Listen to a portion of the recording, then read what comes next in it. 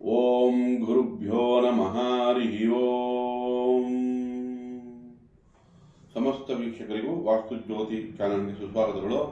ವಾರ ಭವಿಷ್ಯ ಈಗ ನಮಗೆ ಡಿಸೆಂಬರ್ 15ರಿಂದ 21ನೇ ತಾರೀಕು ತನಕ ವಾರ ಭವಿಷ್ಯ ತಿಳ್ಕೊಳ್ಳೋಣ. ಅದಕ್ಕೂ ಮುಂಚೆ ಪರಿಸರ ಅಂದರೆ ಯಾವ್ಯಾವ ಗ್ರಹಗಳು ಯಾವ್ಯಾವ ರಾಶಿಯಲ್ಲಿದೆ ಅಂತ ತಿಳ್ಕೊಳ್ಳೋಣ. ಈ ವಾರದಲ್ಲಿ ಮೊದಲನೇದಾಗಿ ಗುರು ನಮಗೆ ಮಿಥುನ ರಾಶಿಯಲ್ಲಿ ಸಂಚಾರ, ಸಿಂಹ ರಾಶಿಯಲ್ಲಿ ಕೇತು ಸಂಚಾರ, ಬುಧ ಶುಕ್ರರು ವೃಶ್ಚಿಕ ರಾಶಿಯಲ್ಲಿ, ಧನು ರಾಶಿಯಲ್ಲಿ ಸೂರ್ಯ ಮತ್ತೆ ಕುಜ ಸಂಚಾರ, ಕುಂಭ ರಾಶಿಯಲ್ಲಿ ರಾಹು, ಮೀನ ರಾಶಿಯಲ್ಲಿ ಶನಿ ಸಂಚಾರ ಮಾಡ್ತಾ ಇದೆ ನೋಡಿ. ನಮಗೆ ತುಲಾ ರಾಶಿ ಮತ್ತೆ ವೃಶ್ಚಿಕ ರಾಶಿಯಲ್ಲಿ ಚಂದ್ರ ಸಂಚಾರ ಮಾಡುತ್ತೆ ಈ ವಾರದಲ್ಲಿ. ಈಗ ನಾವು ಜನರಲ್ ಆಗಿ ಯಾವ ಗ್ರಹಗಳು ಯಾವ ಪರಿಸರದಲ್ಲಿ ಅಂತ ತಿಳ್ಕೊಳ್ಳೋಣ. ಮೊದಲನೇದಾಗಿ ಗುರು ಮಿಥುನ ರಾಶಿಯಲ್ಲಿ ಸಂಚಾರ ಮಾಡ್ತಾ ಇದೆ, ವಾಯು ತತ್ವ ಆಗುತ್ತೆ. ಹಾಗಾಗಿ ಗುರು ಬುಧನ ರಾಶಿ ಆಗಿರೋದ್ರಿಂದ ಸ್ವಲ್ಪ ಕಂಫರ್ಟಬಲ್ ಇಲ್ಲ ಅಂದ್ರೂ ಕೂಡ ಗುರು ಯಾವಾಗಲೂ ಒಳ್ಳೆ ಫಲನ ನೀಡುತ್ತೆ. ನಂತರ ಕೇತು ಸಿಂಹ ರಾಶಿಯಲ್ಲಿದೆ, ಅದು ತಕ್ಕ ಮಟ್ಟಿಗೆ ಒಳ್ಳೆ ರಿಸಲ್ಟ್ ಕೊಡುತ್ತೆ, ಆದರೆ ಪರಿಸರ ಚೆನ್ನಾಗಿದೆ ಕೇತುಗೆ. ನಂತರ ತುಲಾ ರಾಶಿಯಲ್ಲಿ ಚಂದ್ರ ನೋಡಿ, ಚಂದ್ರ ಉಚ್ಚ ಸ್ಥಾನ ಯಾವುದು ವೃಷಭ ರಾಶಿ, ಶುಕ್ರನ ಮನೆಯಲ್ಲೇ. ಸೊ ತುಲಾ ರಾಶಿ ಕೂಡ ತಕ್ಕ ಮಟ್ಟ ಒಳ್ಳೆ ಫಲನೆ ಕೊಡುತ್ತೆ, ಆದರೆ ವಾರಾಂತ್ಯದಲ್ಲಿ ಅದು ನೀಚ ಸ್ಥಾನಕ್ಕೆ ಹೋಗುತ್ತೆ ವೃಶ್ಚಿಕ ರಾಶಿಯಲ್ಲಿ, ಅಲ್ಲಿ ಬಲ ಕಡಿಮೆ ಆಗುತ್ತೆ. ನಂತರ ಇವಾಗ ನಮಗೆ ವೃಶ್ಚಿಕ ರಾಶಿಯಲ್ಲಿಯೇ ಬುಧ ಶುಕ್ರರಿದ್ದಾರೆ. ಈಗ ಕುಜಿನ ಮನೆಯಲ್ಲಿ ಇಬ್ಬರು ಅನ್ಕಂಫರ್ಟಬಲ್, ಅಂದ್ರೆ ಇಬ್ಬರಿಗೂ ಆ ಪರಿಸರ ತಕ್ಕ ಮಟ್ಟಿಗೆ ಇಷ್ಟ ಆಗದಿರೋ ಕಾರಣ ಅವರ ಫಲ ಒಂದು 20-30% ಕಡಿಮೆ ಆಗ್ಬೋದು. ನಂತರ ಧನುರಾಶಿಗೆ ಬಂದಾಗ ಅಲ್ಲಿ ಕುಜ ಸೂರ್ಯರಿಗೆ ಗುರು ಮನೆ ತುಂಬಾ ಅತ್ಯುತ್ತಮ, ಅಂದ್ರೆ ಫ್ರೆಂಡ್ಲಿ ಹೌಸ್ ಆಗಿರೋದ್ರಿಂದ ಫಲ ತುಂಬಾ ಚೆನ್ನಾಗೇ ಕೊಡುತ್ತೆ. ಆದರೆ ಅದರಲ್ಲಿ ನೆಗೆಟಿವ್ ಏನು ಯೋಚನೆ ಮಾಡಬೇಕು ಅಂದ್ರೆ ಅಗ್ನಿತತ್ವ. ಧನುರಾಶಿ ಪರಿಸರನೂ ಅಗ್ನಿತತ್ವ, ಸೂರ್ಯನೂ ಅಗ್ನಿತತ್ವ, ಕುಜನೂ ಅಗ್ನಿತತ್ವ. ಇಲ್ಲಿ ಎಕ್ಸಸ್ ಆಫ್ ಎನರ್ಜಿ ಆಯಿತು, ಅಂದ್ರೆ ಎನರ್ಜಿ ಜಾಸ್ತಿ ಆಯ್ತು, ಇಲ್ಲಿ ಬೇಕಾಗಿರೋದಕ್ಕಿಂತ ಜಾಸ್ತಿ ಆಗಿರೋದ್ರಿಂದ ಅದು ಕೂಡ ಬ್ಯಾಲೆನ್ಸ್ ಮಾಡೋಂಥ ಪರಿಸ್ಥಿತಿ ಇದೆ. ಹಾಗೆ ಕೂಡ ಕುಂಭ ರಾಶಿ ನೋಡಿ, ವಾಯು ತತ್ವ. ಅಲ್ಲಿ ಯಾವಾಗ ನಮಗೆ ರಾಹು ಸ್ಥಿತನಾಗ್ತಾನೋ ಅದು ಕಂಫರ್ಟಬಲ್ ಆಗಿರುತ್ತೆ, ಯಾಕಂದ್ರೆ ರಾಹು ಕೂಡ ಎಕ್ಸ್ಪಾನ್ಷನ್, ಸೊ ಅದಕ್ಕೆ ಏರ್ ಎಲಿಮೆಂಟು ಫ್ರೆಂಡ್ಲಿ ಆಗಿರುತ್ತೆ. ನಂತರ ಮೀನರಾಶಿ ಜಲತತ್ವದಲ್ಲಿ ಶನಿ ಸಂಚಾರ, ಸ್ವಲ್ಪ ನಿಧಾನ ಆಗ್ಬೋದು ಶನಿಗೆ, ಅದು ಗುರುಮನೆ ಆಗಿರೋದ್ರಿಂದ ಮಿಶ್ರ ಫಲ ಕೊಡುತ್ತೆ. ಅಲ್ಲಿ ಓವರ್ ಆಲ್ ಹಾಕೊಂಡ್ರೆ ಪ್ಲಾನೆಟರಿ ಪೊಸಿಷನ್ಗಳು ಈ ವಾರದಲ್ಲಿ ಪರಿಸರದಲ್ಲಿ ತಕ್ಕ ಮಟ್ಟಿಗೆ ಚೆನ್ನಾಗಿದೆ ಅಂತಲೇ ಹೇಳ್ಬೋದು. ಈಗ ದ್ವಾದಶ ರಾಶಿ ಫಲಗಳನ್ನು ತಿಳ್ಕೊಳ್ಳೋಣ. ಅದರಲ್ಲೂ ಮೊದಲನೇದಾಗಿ ನಮಗೆ ಮೇಷರಾಶಿ ನೋಡಿ. ಮೇಷರಾಶಿ ಈಗ ಹೆಸರು ಬಲ ಅಂತಾರೆ, ನಕ್ಷತ್ರದ ಮೇಲೆ ಹೆಸರಿಟ್ಟಿದ್ರೆ ಅಶ್ವಿನಿ, ಭರಣಿ ಅಥವಾ ಕೃತಿಕಾ 1ನೇ ಪಾದದಲ್ಲಿ ಜನನ ಆಗಿರುತ್ತೆ. ಈಗ ಅಶ್ವಿನಿ ನಕ್ಷತ್ರದವರಿಗೆ ಕೇತು ದಶೆಯಲ್ಲಿ ಹುಟ್ಟಿರ್ತಾರೆ. ಕೇತು ಎಕ್ಸಾಂಪಲ್ ನಿಮಗೆ ಮೇಷರಾಶಿಯಿಂದ ಕೇತು ಪಂಚಮದಲ್ಲಿರೋದ್ರಿಂದ ನೋಡಿ, ಹೊಟ್ಟೆ ಭಾಗದಲ್ಲಿ ಸ್ವಲ್ಪ ಸಣ್ಣ ಪುಟ್ಟ ಇನ್ಫೆಕ್ಷನ್ಸ್ ಬರ್ಬೋದು, ಅಥವಾ ಅವರಿಗೆ 5ನೇ ಮನೆಯಿಂದ ಹೈಯರ್ ಎಜುಕೇಶನ್ ಮಾಡ್ತಾ ಇರೋರು, ಯಾರು ಅಶ್ವಿನಿ ನಕ್ಷತ್ರದಲ್ಲಿ ಹೈಯರ್ ಎಜುಕೇಶನ್ ಮಾಡ್ತಾ ಇರ್ತಾರೆ ಅವ್ರು ಸ್ವಲ್ಪ ನಿಧಾನ ಆಗುವಂತ ಚಾನ್ಸ್ ಇರುತ್ತೆ. ಆದ್ರೂ ನೋಡಿ, ಶುಕ್ರದಶೆ ನಡೀತಿದೆ ಅಂದ್ಕೊಳ್ಳಿ, ಅಶ್ವಿನಿ ನಕ್ಷತ್ರದವರಿಗೆ ಶುಕ್ರದಶೆಯಲ್ಲಿ 2 ಮತ್ತು 7ನೇ ಮನೆ ಅಧಿಪತಿ ಆಗುತ್ತೆ ನಮಗೆ, ಜೊತೆಗೆ ಅಷ್ಟಮದಲ್ಲಿ ಸಂಚಾರ ಮಾಡ್ತಾ ಇದೆ ಶುಕ್ರ. ಸೊ ಈಗ ಹೀಗಾಗಿ ಶುಕ್ರದಶೆ ನಡೀತಾ ಇರೋರಿಗೆ ಆಕಸ್ಮಿಕ ಶುಭ ಸುದ್ದಿ ಸಿಗುತ್ತೆ. ಸೊ ಮೇಷರಾಶಿಯವರಿಗೆ ಶುಕ್ರನಿಂದ ಫಲ ಚೆನ್ನಾಗಿದೆ ಅಂತಲೇ ಹೇಳ್ಬೋದು. ಅಥವಾ ಭರಣಿ ನಕ್ಷತ್ರದವ್ರು ತಗೊಂಡ್ರೆ, ಭರಣಿ ನಕ್ಷತ್ರದಲ್ಲಿ ಶುಕ್ರ ದಶೆಯಲ್ಲಿ ಜನನ ಆಗಿರ್ತಾರೆ. ಸೊ ವಿದ್ಯಾಭ್ಯಾಸ ಶುಕ್ರ ದಶೆಯಲ್ಲಿ ನಡೆದಿರುತ್ತೆ. ನಂತರ ನಮಗೆ ರವಿ ಅಥವಾ ಚಂದ್ರ ಅಥವಾ ಕುಜ ದಶೆಯಲ್ಲಿ ಇವರು ಕೆಲಸಗಳು ಮಾಡ್ತಾ ಇರ್ತಾರೆ. ಹಾಗಾಗಿ ಈ ವಾರದಲ್ಲಿ ರವಿ, ಚಂದ್ರ, ಕುಜ ಯಾವ್ಯಾವ ಇದರಲ್ಲಿದೆ ಅಂತ ನೋಡಿದ್ರೆ ಭಾಗ್ಯದಲ್ಲಿ ಸಂಚಾರ ಮಾಡ್ತಾರೆ. ಸೊ ಭಾಗ್ಯದಲ್ಲಿ ಸಂಚಾರ ಮಾಡ್ತಾ ಇರೋದು, ಪಂಚಮಾಧಿಪತಿ ಭಾಗ್ಯದಲ್ಲಿ ಇದ್ದಾಗ ನಿಮಗೆ ಸಾಮರಸ್ಯ ಚೆನ್ನಾಗಿರುತ್ತೆ, ಆರೋಗ್ಯ ವೃದ್ಧಿಗೆ ಚೆನ್ನಾಗಿರುತ್ತೆ. ಓವರ್ ಆಲ್ ತಗೊಂಡ್ರೆ ನಿಮಗೆ ಕೆಲಸ ಕಾರ್ಯಗಳಲ್ಲಿ ಸ್ವಲ್ಪ ನಿಧಾನ ಆಗಿದ್ರು ಆರೋಗ್ಯದ ವಿಷಯದಲ್ಲಿ ಒಳ್ಳೆ ರಿಸಲ್ಟ್ ಕೊಡುತ್ತೆ, ಸೂರ್ಯ ಆಗಲಿ ಕುಜನಾಗಲಿ. ನಂತರ ನಮಗೆ ಕೃತಿಕ ನಕ್ಷತ್ರ 1ನೇ ಪಾದದಲ್ಲಿ ಹುಟ್ಟಿರೋರಿಗೆ ರವಿ ನಕ್ಷತ್ರ ಆಗಿರುತ್ತೆ. ವಿದ್ಯಾಭ್ಯಾಸ ರವಿ ಮತ್ತು ಚಂದ್ರ ದಶೆಯಲ್ಲಿ ನಡೆದಿದ್ರೆ, ಈಗ ಕುಜ ಮತ್ತು ರಾಹು ಅಥವಾ ಗುರು ದಶೆಗಳಲ್ಲಿ ಅವ್ರು ಕೆಲಸ ಮಾಡ್ತಾ ಇರ್ತಾರೆ. ಈಗ ಮೇಷರಾಶಿಯವರಿಗೆ ರಾಹು ನೋಡಿ 11ನೇ ಮನೆ ಸಂಚಾರ ಮಾಡ್ತಾ ಇದೆ, ಹಾಗಾಗಿ ಅತ್ಯುತ್ತಮ ರಿಸಲ್ಟ್ ಕೊಡುತ್ತೆ. ಇನ್ನು ಗುರು ದಶೆ ನಡೀತಾ ಇದ್ರೆ ಕೃತಿಕ ನಕ್ಷತ್ರ ಅಥವಾ ಭರಣಿ ನಕ್ಷತ್ರದವರು ಅಥವಾ ಅಶ್ವಿನಿ ನಕ್ಷತ್ರದವರಿಗೆ 3ನೇ ಮನೆ ಸಂಚಾರ ಮಾಡ್ತಾ ಇದೆ.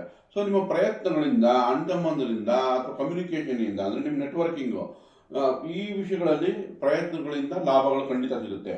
ಸೊ ನಂತರ ನಾವು ನೋಡಬೇಕಾಗಿರೋದು ಶನಿ 12ನೇ ಮನೆಯಲ್ಲಿ ಸಕ್ರಿಯವಾಗಿ ಸಂಚಾರ ಮಾಡ್ತಾ ಇರೋದ್ರಿಂದ ಈಗ 7.5 ಎಫೆಕ್ಟು ಸ್ಟಾರ್ಟ್ ಆಗಿರುತ್ತೆ. ನಿಮಗೆ ನಿಧಾನ ಮಾಡೋದು ಅಂತ, ಶನಿ 12ನೇ ಮನೆ ಬಂದಾಗ ಕೆಲಸ ಕಾರ್ಯಗಳೆಲ್ಲ ನಿಧಾನ ಮಾಡ್ತಾ, ಅಥವಾ ನಾವು ತಪ್ಪು ಡಿಸಿಷನ್ ಮೇಕಿಂಗ್ ಮಾಡಿಬಿಡ್ತೀವಿ, ಅಂದರೆ ನಿರ್ಧಾರಗಳನ್ನು ತಪ್ಪು ಮಾಡೋದ್ರಿಂದ ಸಂಯಮ ಸಹನೆ ಕಾಪಾಡ್ಕೋಬೇಕಾಗತ್ತೆ. ಅತಿಯಾದ ಸಾಲಗಳನ್ನು ಅವಾಯ್ಡ್ ಮಾಡಿ. ಚಂದ್ರನ ಫಲವನ್ನು ನೋಡೋಣ. ಚಂದ್ರ ಸಪ್ತಮ ಮತ್ತು ಅಷ್ಟಮದಲ್ಲಿ ಸಂಚಾರ ಮಾಡುತ್ತೆ ಈ ವಾರದಲ್ಲಿ. ನಿಮಗೆ ಮೊದಲ 3-4 ದಿವಸ ಮನಸ್ಸು ತುಂಬ ಚೆನ್ನಾಗಿರುತ್ತೆ, ಸ್ಫೂರ್ತಿ, ಉಲ್ಲಾಸ, ಹಣಕಾಸು ಬರೋದಾಗಲಿ. ಯಾಕಂದರೆ 4ನೇ ಅಧಿಪತಿ 7ರಲ್ಲಿ ಶುಕ್ರನ ಮನೆಯಲ್ಲಿರೋದ್ರಿಂದ ಮನೆಯಲ್ಲಿ ಮನೆ ಶೃಂಗಾರ ಮಾಡೋದು, ಡೆಕೋರೇಟ್ ಮಾಡೋದು, ಸೊ ಈ ವಿಷಯಗಳಲ್ಲೆಲ್ಲ, ಅಥವಾ ಸುಖ ಸ್ಥಾನದಲ್ಲಿರೋ ಸುಖ ಸ್ಥಾನಾಧಿಪತಿ ಆಗಿರೋದ್ರಿಂದ ತಾಯಿ ಆರೋಗ್ಯ ವೃದ್ಧಿ ಆಗ್ಬೋದು, ಅಥವಾ ತಾಯಿ ಜೊತೆ ನಿಮ್ಮ ಮಾತುಕತೆ ಚೆನ್ನಾಗಿ ನಡೀಬೋದು. ಬಟ್ ಅಷ್ಟಮಕ್ಕೆ ಹೋದೆಟ್ಗೆ ಅದು ನೀಚ ಸ್ಥಾನ ಆಗುತ್ತೆ. ಯಾವಾಗ ಶುಕ್ರನ ಜೊತೆ ಸೇರ್ಕೊಳುತ್ತೋ ಆಗ ಮೇಷರಾಶಿಯವರ ಮನೆಯಲ್ಲಿ ಅತ್ತೆ ಸೊಸೆದು ಸ್ವಲ್ಪ ಭಿನ್ನಾಭಿಪ್ರಾಯಗಳು ಶುರುವಾಗುತ್ತೆ. ಯಾಕಂದರೆ ಶುಕ್ರನು ಚಂದ್ರನು ಅಲ್ಲೇ ಬಂದು ಸೇರ್ಕೊಳ್ಳೋದ್ರಿಂದ ಇವು ವಾರಾಂತ್ಯದಲ್ಲಿ ಅತ್ತೆ ಸೊಸೆ ಸ್ವಲ್ಪ ಭಿನ್ನಾಭಿಪ್ರಾಯಗಳು, ಮಾನಸಿಕ ಒತ್ತಡಗಳು ಸ್ವಲ್ಪ ಮಟ್ಟಿಗಿರುತ್ತೆ. ಹಾಗಾಗಿ ಚಂದ್ರಶಾಂತಿ ವಾರಾಂತ್ಯದ ಒಂದು ಶುಕ್ರವಾರ, ಶನಿವಾರ, ಭಾನುವಾರದ ಸಮಯದಲ್ಲಿ ಬೇಕಾಗುತ್ತೆ.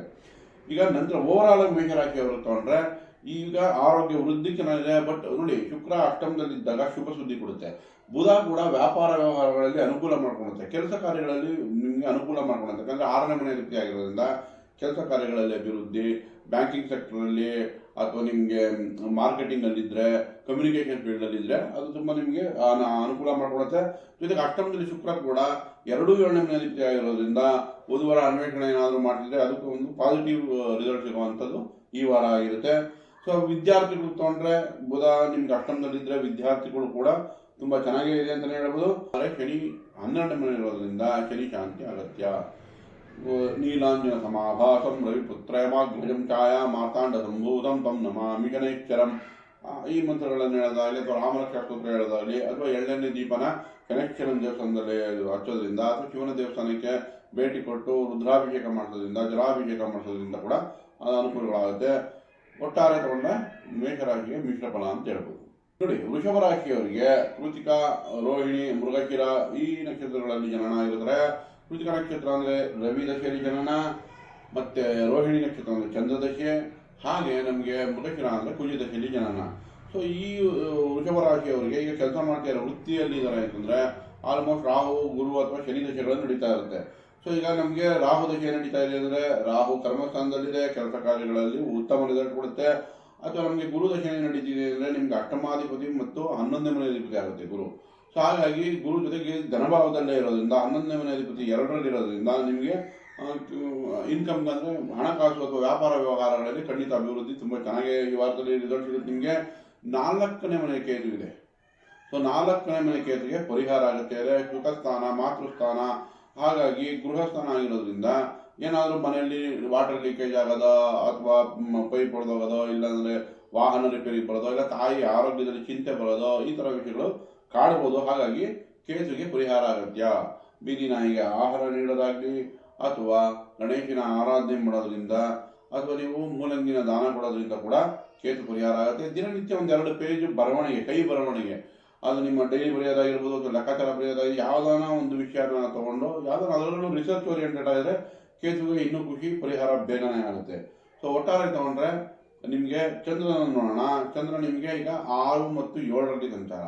ಚಂದ್ರ ಯಾವಾಗ 6-7ರಲ್ಲಿ ಸಂಚಾರ ಮಾಡುತ್ತೋ ನಿಮಗೆ ಸಂತೋಷನೂ ಇರುತ್ತೆ, ಉಲ್ಲಾಸ ಉತ್ಸಾಹನೂ ಇರುತ್ತೆ. ಜೊತೆಗೆ ನಿಮಗೆ 3ನೇ ಮನೆ ರೀತಿ ಆಗಿರೋದ್ರಿಂದ ಸಣ್ಣ ಪುಟ್ಟ ಟ್ರಾವೆಲಿಂಗ್ ಕೂಡ ಮಾಡಿಕೊಡುತ್ತೆ. ಸ್ನೇಹಿತರನ್ನ ಭೇಟಿ ಮಾಡೋದು, ಅಥವಾ ಫ್ಯಾಮಿಲಿ ಜೊತೆ ಸುತ್ತಾಡಕ್ಕೆ ಹೋಗೋದು, ಇದು ಕೂಡ ಅನುಕೂಲಗಳು ಚೆನ್ನಾಗೇ ಇದೆ ಅಂತಲೇ ಹೇಳ್ಬೋದು. ಓವರಾಲ್ ತಗೊಂಡ್ರೆ ವೃಷಭ ರಾಶಿಗೆ ಈ ವಾರ ಅತ್ಯುತ್ತಮ ಫಲ. ವಿದ್ಯಾರ್ಥಿಗಳು ಕೂಡ ಅನುಕೂಲಕರವಾಗೇ ಇದೆ. ಯಾಕಂದರೆ ನಿಮಗೆ 2ನೇ ಮನೆ ಅಧಿಪತಿ ಮತ್ತು ಪಂಚಮಾಧಿಪತಿ ಸಪ್ತಮದಲ್ಲಿದೆ. ಸಪ್ತಮದಲ್ಲಿ ಬುಧ ಅನುಕೂಲಕರ ಇಲ್ಲ ಅಂದರೂ ಶುಕ್ರನ ಜೊತೆ ಇದೆ. ತಕ್ಕ ಮಟ್ಟಿಗೆ ವಿದ್ಯಾಭ್ಯಾಸಕ್ಕೂ ಚೆನ್ನಾಗಿರುತ್ತೆ. ಸಣ್ಣ ಪುಟ್ಟ ಟ್ರಾವೆಲಿಂಗ್ಗೆ ಪ್ರೋತ್ಸಾಹ ಕೂಡ ಸಿಗುವಂಥ ಚಾನ್ಸಸ್ ಇರುತ್ತೆ. ಇನ್ನು ನಂತರ ನಿಮಗೆ ಅಷ್ಟಮದಲ್ಲಿ ಕುಜ ಮತ್ತು ರವಿ ಇರೋದು ಶಾಂತಿ ಬೇಕಾಗಿದೆ. ಯಾಕೆ ಅಂತಂದರೆ ಅಷ್ಟಮದಲ್ಲಿ ಯಾವಾಗ ಕುಜ ಬಂತೋ ವಾಗ್ವಾದ ನಡೆಯುವಂಥ ಸಿಚುವೇಶನ್ ಇರುತ್ತೆ ಫ್ಯಾಮಿಲಿಯಲ್ಲಿ. ಅದಕ್ಕೆ ಎಚ್ಚರಿಕೆ ವಹಿಸಬೇಕು. ಶರೀರ ಪೀಡೆ ಅಂದರೆ ದೇಹ ನೋವು ಬರುವಂಥ ಚಾನ್ಸ್ ಇರುತ್ತೆ ಅಷ್ಟಮದಲ್ಲಿ ಸೂರ್ಯ ಸಂಚಾರ ಮಾಡ್ತಾ ಇರೋದ್ರಿಂದ. ಹಾಗಾಗಿ ಕುಜುಂಗೋಸ್ಕರ ಅಷ್ಟೋತ್ತರಗಳು ಹೇಳ್ಕೊಡ್ಬೋದು, ಸುಬ್ರಹ್ಮಣ್ಯಂದು ಅಥವಾ ಕುಜುಂದು, ಇಲ್ಲ ತೋರಿಬೇಳೆ ಬೆಲ್ಲನ ಸುಬ್ರಹ್ಮಣ್ಯನ ದೇವಸ್ಥಾನ ಕೊಡ್ಬೋದು. ರವಿಗೋಸ್ಕರ ಗೋಧಿದಾನ ನಾರಾಯಣನ ದೇವಸ್ಥಾನದಲ್ಲಿ ಕೊಡ್ಬೋದು. ಸೂರ್ಯ ಉದಯಕ್ಕೆ ಎದ್ದು ಸೂರ್ಯ ನಮಸ್ಕಾರ ಮಾಡೋದಾಗಲಿ, ಅಥವಾ ಸೂರ್ಯನಿಗೆ ಅರ್ಘ್ಯ ಕೊಡೋದ್ರಿಂದ, ಸೂರ್ಯನಾರಾಯಣದ ಅಷ್ಟೋತ್ತರಗಳು ಹೇಳ್ಕೊಳ್ಳೋದ್ರಿಂದ ಕೂಡ ಸೂರ್ಯ ಶಾಂತಿ ಆಗುತ್ತೆ. ಅಥವಾ ತಂದೆಗೆ ಏನಾದರೂ ನಿಮ್ಗೆ ಕೈಯಲ್ಲಾಗಿ ಸಹಾಯ ಮಾಡೋದ್ರಿಂದ ಕೂಡ ಸೂರ್ಯ ಪರಿಹಾರ ಆಗುತ್ತೆ. ಸೊ ವೃಷಭ ರಾಶಿಯವರಿಗೆ ಈ ವಾರದಲ್ಲಿ ಮಿಶ್ರ ಫಲ ಚೆನ್ನಾಗಿದೆ ಅಂತಲೇ ಹೇಳ್ಬೋದು. ಗುರು ಮತ್ತು ಕುಜನಿಗೆ ಪರಿಹಾರ ಆಗುತ್ತೆ.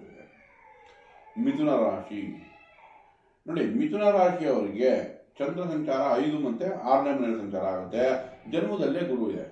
ಜೊತೆಗೆ ಶರಣೆ ಆಗಿರ್ಬೋದು, ಅಥವಾ ಪುನರ್ವಸನೆ ಆಗಿರ್ಬೋದು, ನೀವು ಯಾವ ದಶೆಗಳಲ್ಲಿ ಜನನ ಆಗಿರುತ್ತೆ ಅಂತಂದ್ರೆ ಅವ್ರಿಗೆ ಕುಜ ರಾಹು, ಈಗ ಆರಿದ್ರ ನಕ್ಷತ್ರ ಅಂದ್ರೆ ರಾಹು ಆಗ್ಬಿಡುತ್ತೆ, ಹಾಗೆ ಪುನರ್ವಸು ಆದರೆ ಗುರು ಆಗುತ್ತೆ.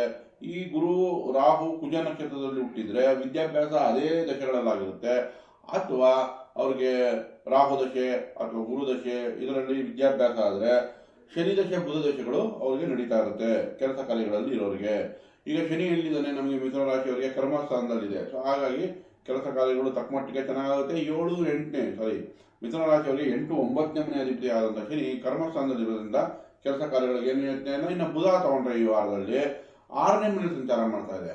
ಹಾಗಾಗಿ ವಿದ್ಯಾಭ್ಯಾಸಕ್ಕಾಗಲಿ ವ್ಯಾಪಾರ ವ್ಯವಹಾರಗಳಾಗಲಿ ಬುಧ ಕೂಡ ನಿಮಗೆ ಅನುಕೂಲಕರವಾಗಿ ರಿಸಲ್ಟ್ ಕೊಡುತ್ತೆ. ನಂತರ ಗುರು ತಗೊಳ್ಳೋಣ. ಜನ್ಮದ ಗುರು ಇಲ್ಲಿ ಇರೋದ್ರಿಂದ ಸ್ವಲ್ಪ ಡಿಸಿಷನ್ ಮೇಕಿಂಗ್ ಕಷ್ಟ ಆಗ್ಬೋದು. ಬಟ್ ಆದರೂ ಕೂಡ ನಿಮಗೆ ಗುರು ದೃಷ್ಟಿ ರಾಹು ಮೇಲೆ ಬೀಳ್ತಾ ಇರೋದ್ರಿಂದ, ರಾಹು ಭಾಗ್ಯದಲ್ಲಿ ಇರೋದ್ರಿಂದ ದೂರ ಪ್ರಯಾಣಗಳಿಗೆ ಅದು ಪ್ರೋತ್ಸಾಹ ನೀಡುತ್ತೆ. ನೀವೇನಾದರೂ ದೂರ ಪ್ರವಾಸ ಅಥವಾ ಫಾರಿನ್ನಲ್ಲಿ ಓದಬೇಕು, ಫಾರಿನ್ನಲ್ಲಿ ಇಂಪೋರ್ಟ್ ಎಕ್ಸ್ಪೋರ್ಟ್ ಮಾಡ್ತಾ ಇದ್ದೀನಿ ಇಂಥವ್ರಿಗೆ ರಾಹು ನಿಮಗೆ ಅತ್ಯುತ್ತಮ ರಿಸಲ್ಟ್ ಕೊಡುತ್ತೆ. ನಂತರ 3ರಲ್ಲಿ ಮಿಥುನ ರಾಶಿಯವರಿಗೆ ಕೇತು ಸಂಚಾರ. 3ರಲ್ಲಿ ಕೇತು ಸಂಚಾರ ಮಾಡಿದ್ರೆ ನಿಮ್ಮ ಆನ್ಸಿಸ್ಟಲ್ ಪ್ರಾಪರ್ಟಿ ಇರ್ಬೋದು, ಇಂಥ ವಿಷಯಗಳಿಗೆ ಅಥವಾ ನಿಮ್ಮ ಕಮ್ಯುನಿಕೇಷನ್ ಅದರಲ್ಲೂ ನೋಡಿ, ನೀವೇನಾದರೂ ಆ ಜ್ಯೋತಿಷ್ಯ ವಾಸ್ತು ಇಂಥದ್ದು ಕಲಿತೀನಿ ಅಂತಂದರೆ ಮಿಥುನ ರಾಶಿಯವರಿಗೆ ಈಗ ಸಪೋರ್ಟಿವ್ ಆಗಿದೆ. ಸೊ ಹಾಗಾಗಿ ಕಲಿಯೋರು ಇಚ್ಛೆ ಇದ್ದವರು ಕೆಳಗಡೆ ಇರೋ ನಂಬರಿಗೆ ಕಾಲ್ ಮಾಡ್ಬೋದು. ನಂತರ ನೋಡಿ ಮಿಥುನ ರಾಶಿಯವರಿಗೆ 6ನೇ ಮನೆಯಲ್ಲಿ ಶುಕ್ರ ಸಂಚಾರ. ಸೊ ಶುಕ್ರ ಮತ್ತು ಬುಧ 6ರಲ್ಲಿ ನಿಮಗೆ ಶುಕ್ರ ಸ್ವಲ್ಪ ಒತ್ತಡಗಳು ಕೊಟ್ಟರು, ಬುಧ ನಿಮಗೆ ಎಜುಕೇಷನ್ಗಾಗಲಿ ವ್ಯಾಪಾರಕ್ಕಾಗಲಿ ಪ್ರಾಪರ್ಟೀಸ್, ಯಾಕಂದರೆ 4ನೇ ಮನೆ ಅಧಿಪತಿನೂ ಆಗಿರೋದ್ರಿಂದ ಕನ್ಯಾ ರಾಶಿಗೂ ಅಧಿಪತಿ ಆಗಿರೋದ್ರಿಂದ ಪ್ರಾಪರ್ಟಿ ಕೊಡೋಕ್ಕೂ ಕೂಡ ಬುಧ ನಿಮಗೆ ಅನುಕೂಲಕರ ಮಾಡ್ತಾನೆ. ಶುಕ್ರ ಶಾಂತಿ ಅಗತ್ಯ ಇದೆ. ಇನ್ನು ಸಪ್ತಮದಲ್ಲಿ ನಮಗೆ ರವಿ ಕುಜ ಇರೋದ್ರಿಂದ ನಿಮಗೆ ನೋಡಿ, ಒಂದು ಕುಜ 11ನೇ ಮನೆ ಅಧಿಪತಿ ಆಗ್ತಾನೆ, ಸಪ್ತಮದಲ್ಲಿ ಇರೋದ್ರಿಂದ ಈ ವಾರದಲ್ಲಿ ಅದರಲ್ಲೂ ಹೆಣ್ಣು ಮಕ್ಕಳು ಮಿಥುನ ರಾಶಿಯವರಿಗೆ ವಧುವರ ಅನ್ವೇಷಣೆಗೆ ಸ್ವಲ್ಪ ಒತ್ತು ಕೊಡುತ್ತೆ. ಮುಂದೆ ಜೂನ್ ನಂತರ ಗುರುಬಲ ಬರೋದ್ರಿಂದ ಈಗ ಮ್ಯಾಚಿಂಗಿಗೆ ಚೆನ್ನಾಗಿದೆ ಸಮಯ. ಸೊ ಈ ವಾರದಲ್ಲಿ ನೀವು ಪ್ರಯತ್ನ ಪಟ್ಟರೆ ಅಥವಾ ಈ ತಿಂಗಳಲ್ಲಿ ಪ್ರಯತ್ನ ಪಟ್ಟರೆ ಮಿಥುನ ರಾಶಿ ಹೆಣ್ಮಕ್ಳಿಗೆ ಮದುವೆಗೆ ಸೆಟ್ ಆಗೋ ಚಾನ್ಸಸ್ ಚೆನ್ನಾಗಿದೆ. ನಂತರ ಸೂರ್ಯ ಸಪ್ತಮದಲ್ಲಿದೆ. ಸೂರ್ಯ ನಮಗೆ 3ನೇ ಮನೆ ಅಧಿಪತಿ. 7ನೇ ಮನೆಯಲ್ಲಿದ್ದರೆ ಸ್ವಲ್ಪ ನಮಗೆ ಮಾತುಕತೆಯಿಂದ ಲಾಭ ಬರುತ್ತೆ ಅಥವಾ ಕಮ್ಯುನಿಕೇಷನ್ನಿಂದ ಲಾಭ ಬರುತ್ತೆ. ಸೊ ಹಾಗಾಗಿ ಓವರಾಲ್ ಆಗಿ ತೊಗೊಂಡ್ರೆ ನಿಮಗೆ ಶುಕ್ರ ಶಾಂತಿ ಅಗತ್ಯ. ಹತ್ತಿರದ ದುರ್ಗಾದೇವಿ ದೇವಸ್ಥಾನಕ್ಕೆ ಹೋಗಿ ಸ್ವಲ್ಪ ನೀವು ಅಷ್ಟೊತ್ತರಲ್ಲಿ ಹೇಳ್ಕೊಳ್ಳಿ. ಸಣ್ಣ ಸಣ್ಣ ಹೆಣ್ಣು ಮಕ್ಕಳಿಗೆ ನಿಮ್ಮ ಕೈಯಲ್ಲಾಗಿರುವಂಥ ಮೇಕಪ್ ಐಟಮ್ಮು ಅಂದರೆ ಅಲಂಕಾರಿಕ ವಸ್ತುಗಳನ್ನು ದಾನ ಕೊಡೋದ್ರಿಂದ ಕೂಡ ಶುಕ್ರ ಶಾಂತಿ ಆಗುತ್ತೆ. ಹಾಗೆ ಅವರೆಕಾಳಲ್ಲಿ ಏನಾದರೂ ಉಷ್ಲಿ ಮಾಡೋ ಅಥವಾ ಅವರೆಕಾಳನ್ನು ದುರ್ಗಾದೇವಿ ದೇವಸ್ಥಾನದಲ್ಲೋ ಅಥವಾ ಹೆಣ್ಣು ಮಕ್ಕಳಿಗೆ ದಾನ ಕೊಡೋದ್ರಿಂದ ಕೂಡ ಶುಕ್ರ ಶಾಂತಿ ಆಗುತ್ತೆ.